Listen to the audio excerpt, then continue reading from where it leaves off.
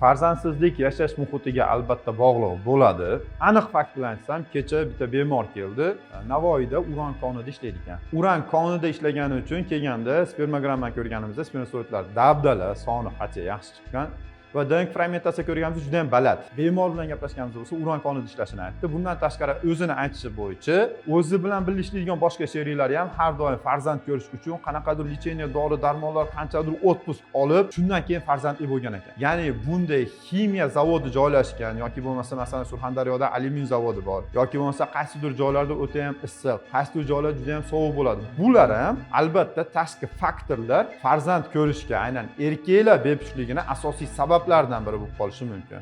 Asosiy bemorlarimiz bepushtlikka shikoyat qilib kelgan bemorlar bo'lgani uchun shu O'rta Osiyo hududida ham qaysi joylarda qaysi kasalliklar ko'payib ketganini taxminiy bilamiz. Lekin afsus, ba'zi bir sabablarga ko'ra buni ommaga olib chiqib ayta olmaymiz.